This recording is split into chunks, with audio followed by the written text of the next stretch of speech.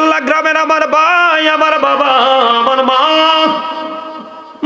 গো আমার বোনদেরকে ডেকে ডেকে বলছি গো, তোমরা হৃদয় উজাড় করে শোনো, এই জাহান্নামের আগুন এই পৃথিবীর আগুনের মতো না রে।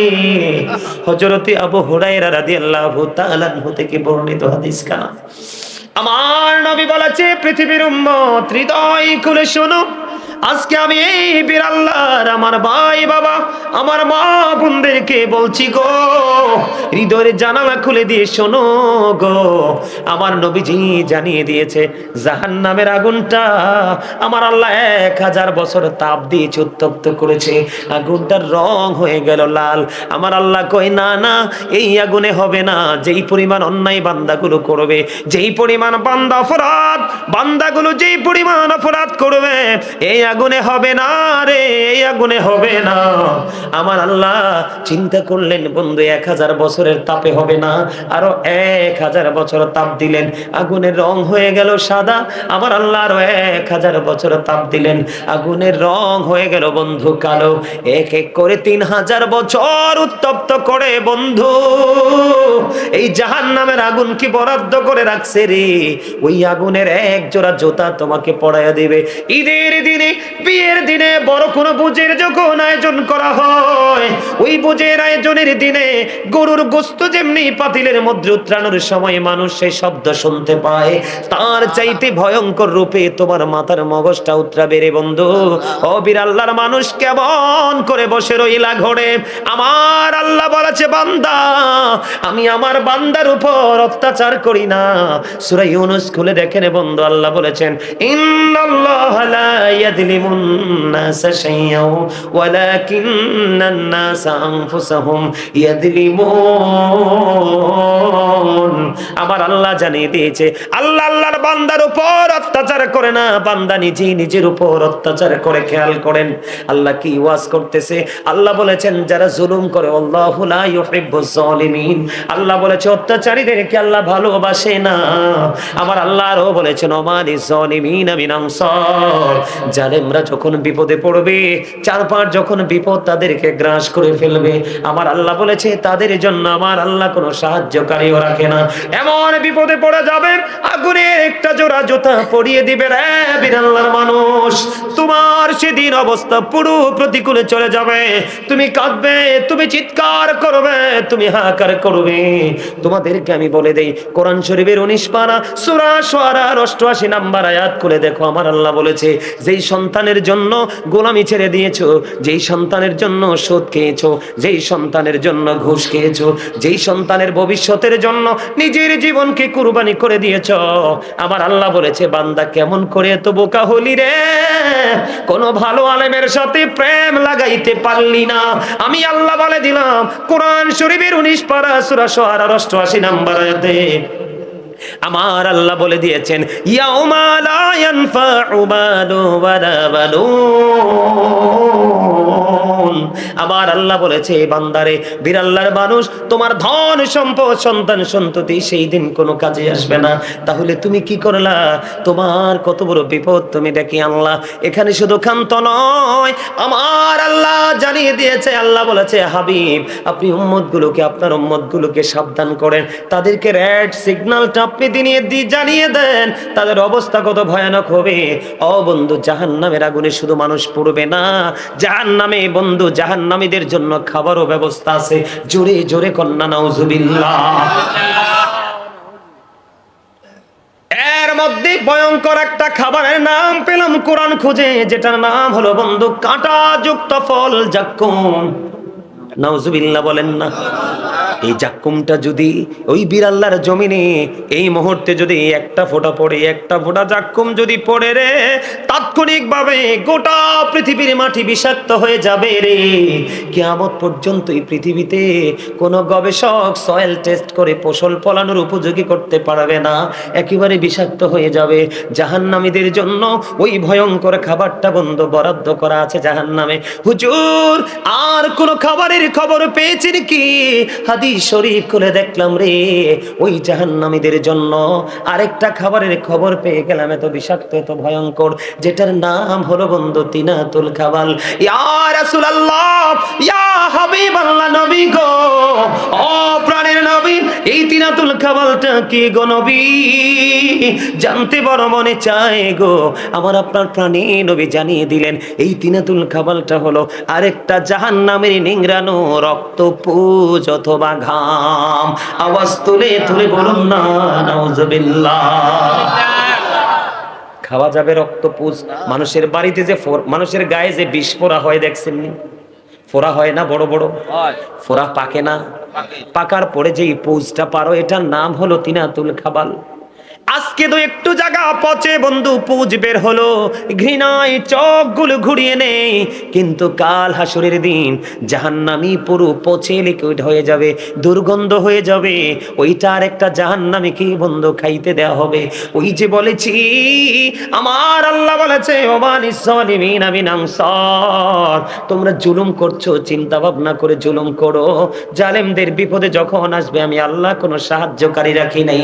আল্লাহর বলেছেন, লা ইয়ামুতু ফিহা ওয়ালা ইয়াহইয়া ওয়া মা হুম আনহা বিগাইবিন। আবার আল্লাহ বলেছেন, বন্ধু তুমি খাইতে হবে রে, বাঁচতেও পারবা না, মরতেও পারবা না, ওখান থেকে পালাইতেও পারবা না। আওয়াজ তুলে বলেন না আল্লাহু আকবার। শুধু এখানে একান্ত নয় হুজুর, আর কোন খাবার আছে নি? আরো খাবার আছে রে বীর আল্লাহর মানুষ। এই পৃথিবীতে তুমি গরম পানি ভালো না লাগলে খাও না, টিউবওয়েল থেকে এনে দিতে হয় না, না টিউবওয়েলের পানিও আমার তৃষ্ণা মিটবে না। সাপ্লাই থেকে পানি এনে দাও, তাও তোমার তৃষ্ণা মিটবে না। তোমাকে ফ্রিজিং করে দিতে হবে, আইস করে দিতে হবে, তাতেও তোমার তৃষ্ণা মিটে না। তুমি সর্বশেষে ভালো না লাগলে তুমি একটা আইসক্রিম কিনে খাও, শুধু ভিতরের প্রশান্তির জন্য। রে বীর আল্লাহর যুবক, আমি গাজী সুলাইমান তোমাদের শত্রু নই রে। আমি আজকে আলোচনার শিরোনাম দিয়েছি, ইয়া আইয়ুহাল্লাযীনা আমানু কু আনফুসাকুম ওয়া আহলিকুম নার। আমি আজকে ওয়াজের শিরোনাম দিয়েছি, আল্লাহ বলেছেন, ইমানদারেরা তুমি জাহান্নাম থেকে বাঁচো, তুমি তোমার পরিবারকেও জাহান্নাম থেকে বাঁচাও। আজকে আমি গাজী সুলাইমান তোমাদের কাছে এসেছি তোমাদেরকে দোজখ থেকে বাঁচানোর জন্য। তোমাদেরকে আমি খবরগুলো দিয়ে যাই, তোমাদেরকে আমি ইনস্ট্রাকশন দিয়ে যাই, তোমরা ডিসাইড করবে, তোমরা থিংকিং, তোমরা চিন্তা করবে রে, তোমরা কোনটা করবে, নেগেটিভ নাকি পজিটিভ। যদি পজিটিভ নাও তাহলে তোমাদেরকে অনেক বেশি ভাবতে হবে। আর যদি তোমরা বলো না না হুজুর আমি কোনো চিন্তা করব না, আমি যেমন করে চলছি তেমন করে চলবো, ভবিষ্যতে যা হবার হবে, তাহলে তোমার জন্য আমার কোনো উপদেশ নেই। উপদেশ হলে যারা চিন্তা করতে পারবে তাদের জন্য। তোমরা শুনে রাখো বন্ধু, পৃথিবীতে বিভিন্ন কোয়ালিটির পানি তুমি পান করতে পারো, যেই কোনো ভাবে তোমার তৃষ্ণা ফেরায় মিটাইতে হবে। কিন্তু বন্ধু যদি তুমি জাহান্নামী হও, আমার নবী বলে দিয়েছেন, তোমার যখন কলিজা ছিঁড়ে যাবে, আহা করবে, খা খা করবে, তোমার চিৎকার সেদিন কেউ শুনবে না। ও বন্ধু, আল্লাহ বলেছে, বান্দা শুনে রাখো, তোমরা যখন, আমি আল্লাহ তোমাদের উপর জুলুম করি না, তোমরা নিজেই নিজের উপর জুলুম করো। জুলুম করলে আমি আল্লাহ জানিয়ে দিলাম তোমাদেরকে ভালোবাসি না।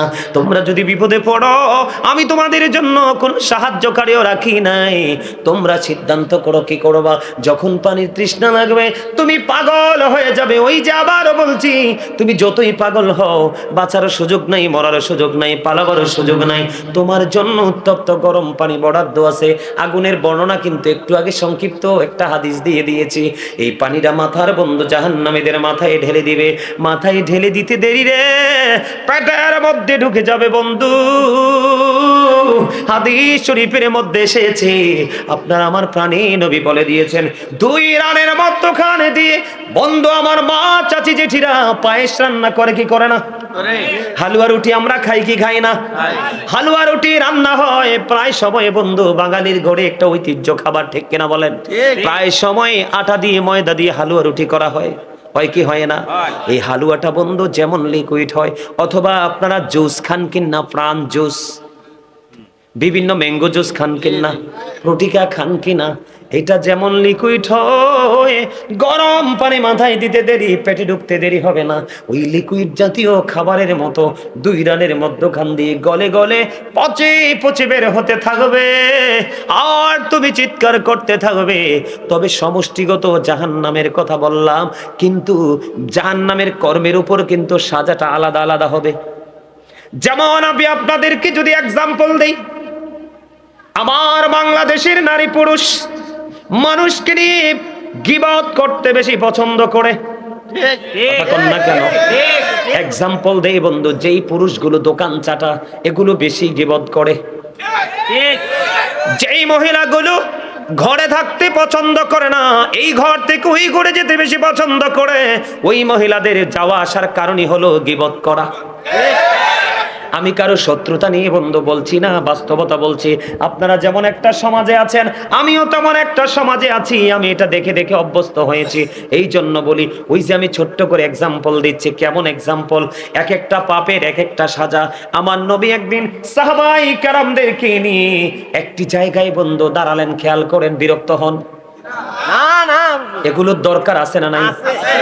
আমার নবী সাহাবাই কেরামদেরকে নিয়ে একটা জায়গায় দাঁড়ালেন, হঠাৎ করে বিকট একটা দুর্গন্ধ আসলো, যেই দুর্গন্ধ পৃথিবীর মানুষ কোনোদিন পায়নি।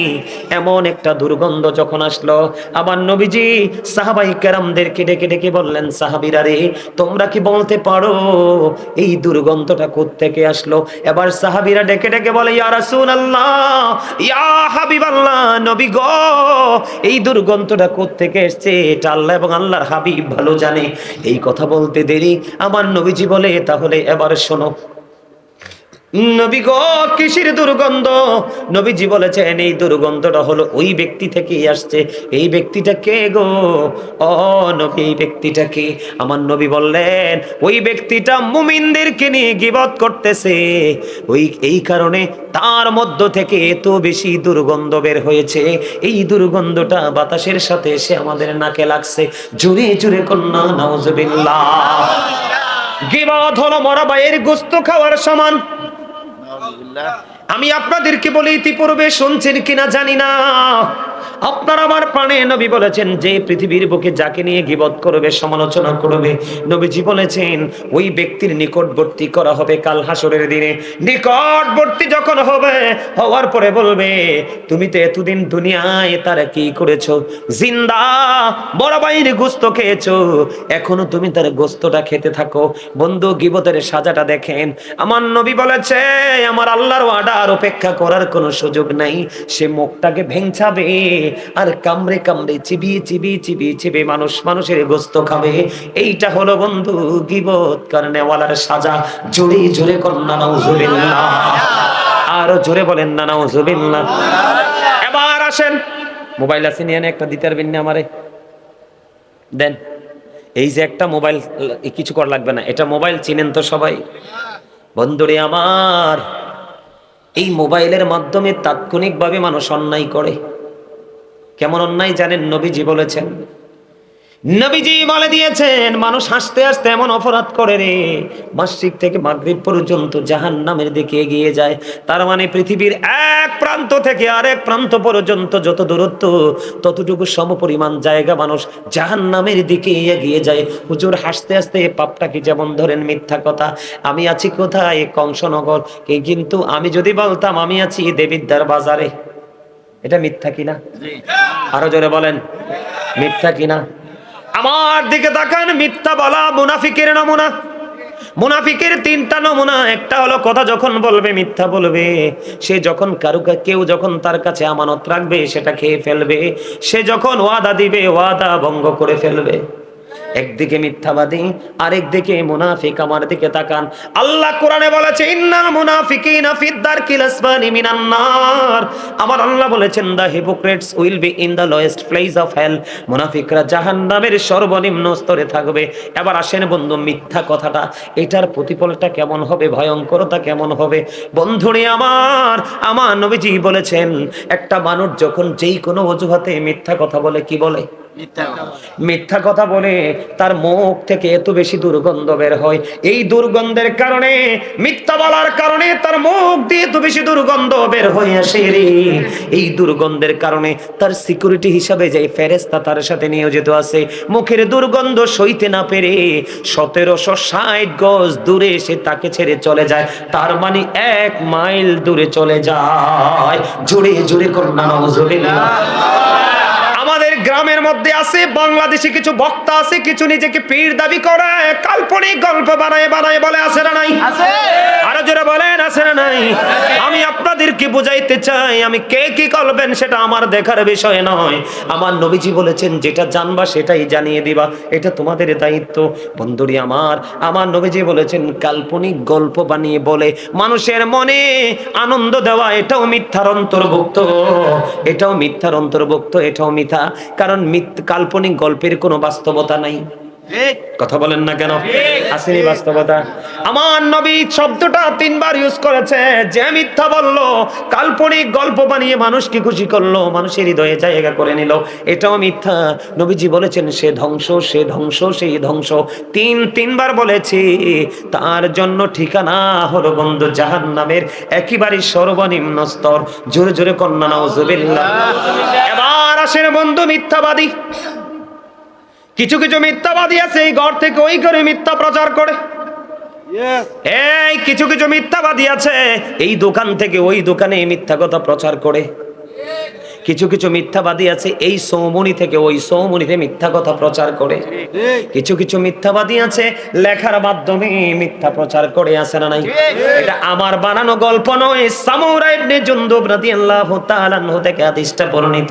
হাদিস এসেছে বন্ধু বুখারী শরীফের মধ্যে। আমার দিকে তাকান, আমি আপনাদেরকে কি বুঝাইতে চাই, এই ওয়াজ আপনার আমার জীবনে বেশি প্রয়োজন।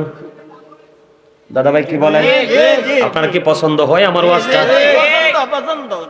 এই যে দেখেন মোবাইল, এই যে দেখেন ক্যামেরা, সোশ্যাল মিডিয়ার মাধ্যমে একজন ভদ্রলোককে কলঙ্ক দেখায় লাগাইয়া কালা করে দেয়, আছে না নাই? মিথ্যার মাধ্যমে। কিসের মাধ্যমে? মিথ্যার মাধ্যমে।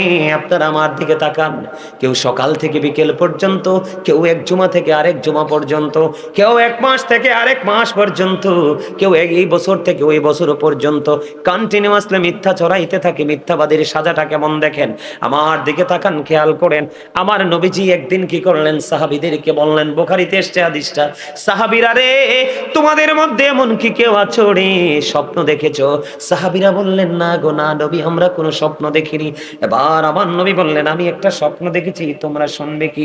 ইয়া রাসূলুল্লাহ শুনবো গো। অনেক লম্বা হাদিসটা, তবে মিথ্যা নিয়ে যেহেতু বলছি একটুখানি বলি। চাচা ভালো লাগেনি? ভালো লাগে না। এবার কি করলেন, আমার দিকে তাকান। নবীজিকে 2 জন ফেরেশতা আসলেন, ইয়া রাসূলুল্লাহ চলেন আপনাকে নিয়ে ভ্রমণ করব। নবীজি ভ্রমণে বের হলেন, অনেকগুলো ভয়ঙ্কর দৃশ্য তিনি দেখতে পাইলেন। এর মধ্যে একটা দৃশ্য দেখতে পাইলেন, আমার দিকে তাকান। একটা লোক বন্ধু এমনি গদির মধ্যে চিত হয়ে হেলান দিয়ে শুয়ে আছে, আর দেখলেন আরেকজন লোহার শক্ত চিরুনি দিয়ে একদিক দিয়ে তার চামড়াটা তুলে ফেলছে, আরেক দিক দিয়ে বন্ধু জোড়া লাগতেছে। একদিক দিয়ে তার চামড়াটা ছিলতেছে, আর একদিক দিয়ে জোড়া লাগতেছে। এমনি করে করে করে বন্ধু এই থেকে এই পর্যন্ত চামড়া খালি তুলতেছে আর জোড়া লাগতেছে।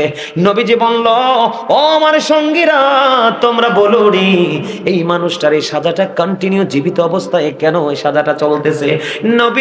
নবী গো, এটা হলো শ্রেষ্ঠ মিথ্যাবাদী।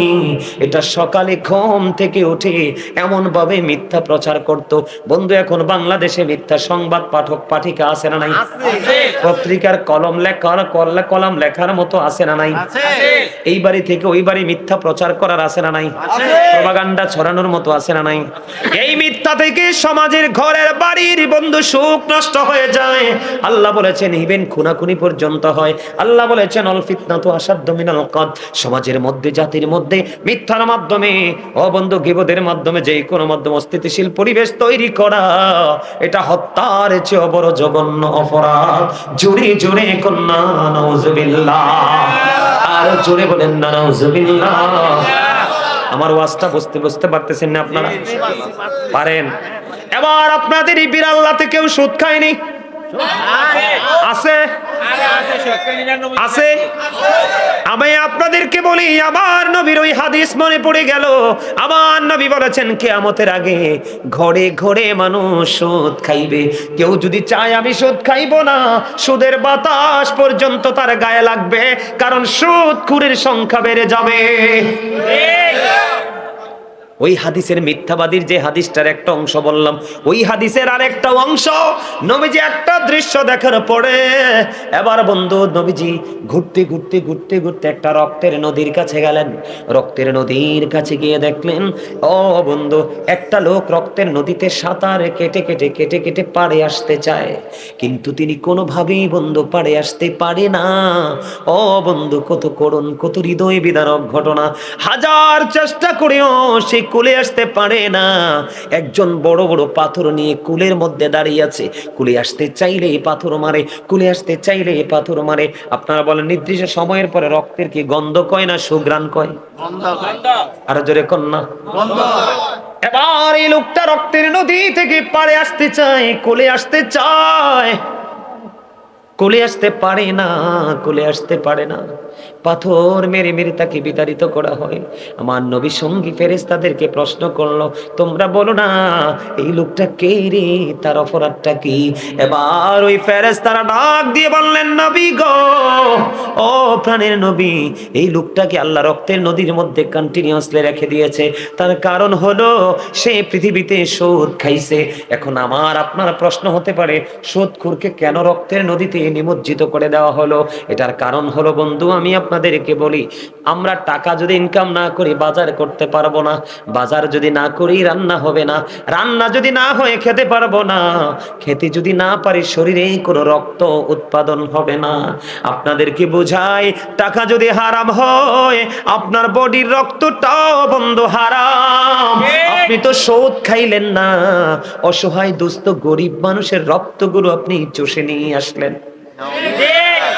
আপনি এই সুদের টাকার সোগে কত মা হার্ট অ্যাটাক করে মারা যায়, এই সুদখোরের তাণ্ডবে কত বাবা বন্ধু বাড়ি ছাড়া হয়ে যায় রে, বিটে ছাড়া হয়ে যায়। এদিক দিয়ে গরিবের শরীর শুকায় টেনশনে, খাবারের অভাবে, টাকার সোগে, আর সুদখোর শুধু মোটা হতে থাকে রে। এই মোটা শরীর সুদখোরের জন্য সবচেয়ে বড় অভিশাপ। জোরে কন নাউজুবিল্লাহ। শুধু এখানে ক্ষান্ত নয়, আমার কথা আপনারা কি রাগ হন? যদি কেউ সুদ খেয়েও থাকেন আজকের পরে ছেড়ে দিবেন, আমি অনুরোধ করে যাব। বন্ধু আমার নবীজি মেরাজে গেলেন, এটা মেরাজের চাঁদ।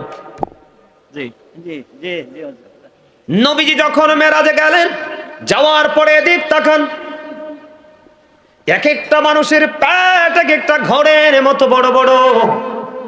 জিব্রাইলকে আমার নবী বললেন, জিব্রাইল বলে দাও না এই বড় বড় পেটওয়ালা মানুষগুলো এরা কারা রে? এবার জিব্রাইল ডেকে ডেকে বলেন, ইয়া রাসূলুল্লাহ, ইয়া হাবিবাল্লাহ, নবী গো, এরা দুনিয়ার সুদখোর। আমার নবী একটা ডাক দিয়ে বললেন, জিব্রাইল, আমি নবী তার ওই পেটটার দিকে নজর দিয়ে চাইয়া দেখলাম রে, তার পেটটার মধ্যে শুধু সাপ আর বিচ্ছু দেখা যায়।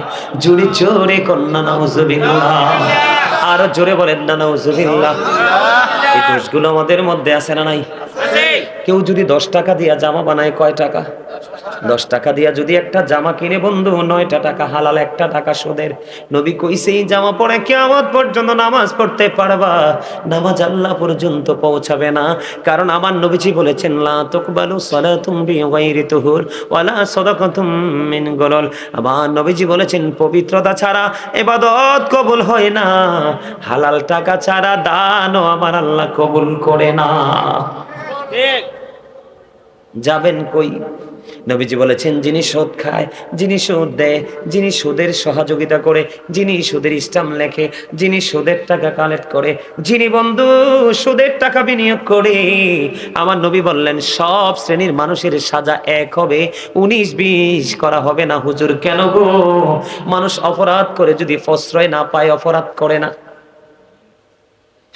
আল্লাহর হাবিব বলে দিয়েছেন, আমার দিকে তাকান, আপনার আমার প্রাণের নবী সরকারে মদিনা, তিনি বলে দিয়েছেন, তুমি জানো একজন মানুষ জালেম, একজন মানুষ সুদখোর, একজন মানুষ মানুষের উপর অত্যাচার করে, মানুষের হক নষ্ট করে, কিন্তু এটা দেখার পরেও সে তোমাকে মাঝে মাঝে বাজার করে দেয়, 500 টাকা হাওলাত দেবা এমনি দিয়ে দেয়। নবীজি বলেছেন অপরাধী জানার পরেও তুমি তাকে সমর্থন করে তুমি তার থেকে সুবিধা নিয়েছো। তুমি সুবিধা নিতে দেরি রে, তুমি মুসলমান থেকে খারিজ হইতে দেরি হও না। আওয়াজ তোলে কন্যা নাউজুবিল্লাহ। সুদ খাইবেননি, গীবত করবেননি, মিথ্যা কথা বলবেননি, এই অন্যায়গুলো আমাদের মধ্যে আছে না নাই? আরো জোরে বলেন আছে না নাই? আপনাদের বিরাল্লার যুবকেরা মা বাবারে কষ্ট দেয়নি? মা বাবারে কষ্ট দেয়? আছে আছে তো কম, হয়তোবা নাও থাকতে পারে। আপনাদের বিরাল্লার মানুষ আসেনি ছেলেরা মা বাবাকে কষ্ট দেয়? যদি না দেয় তো ভালো কথা, যদি দিয়ে থাকে তাহলে তাদের জন্য একটু ওয়াজ করার দরকার আছে না নাই? আর যেমন আছে না নাই? এলাকায় এলাকায় এলাকা এলাকায় মা বাবার কষ্ট দেখলে নিজের চোখের পানি ঝরে পড়ে। এই যদি হয় মা বাবার শেষ পরিণতি, তুলে সন্তানের কি দরকার? কত বাবা মা বৃদ্ধাশ্রমে, অথচ ছেলেরা বড় বড় অফিসার। ওই দিন দেখলাম টিভিতে 5টা সন্তান, 5টাই সরকারি অফিসার, মা বৃদ্ধাশ্রমে, টিভিতে দেখেছি। আমার ওয়াজ আপনাদের কাছে খারাপ লাগে? এই যুবক, বাস্তববাদী, একদম বাস্তববাদী বক্তব্য দিচ্ছেন। আল্লাহ রাসূল বলেছেন paradise of the child under the feet of the mother. মায়ের পায়ের নিচে সন্তানের জান্নাত। জোরে কথা সুবহানাল্লাহ। Paradise of the child under the feet of the mother. মায়ের পায়ের নিচে সন্তানের জান্নাত। এই জন্য আমি আপনাদেরকে বলবো, যুবকদেরকে বলবো, we should Obi our parents. আমাদের প্রত্যেকের উচিত আমাদের পিতামাতাকে মান্য করা, কারণ মা বাবাকে ভালোবাসা ফরজ, তাদেরকে কষ্ট দেওয়া হারাম। আর আব্বা আম্মা যারা, আপনাদেরকেও বলছি, সন্তান বড় হইলে বড় হইছে মনে করে ছেড়ে দিবেন না। Every parent should take care their children very carefully. প্রত্যেকটা পিতামাতার উচিত তার সন্তানের দায়িত্ব যত্ন সহকারে পালন করা। ঠিক না বেঠিক? করেছেন? করেননি তো। সন্তান অমানুষ হবে না তো ভালো মানুষ হবে কি করে? কারণ আপনি কাদামাটিটাকে যেমন করে গড়ে তুলবেন, সেই কাদামাটিটা শক্ত তেমনই হবে। আপনার সন্তান তো আপনার কাছে একদম সফট কাদামাটি।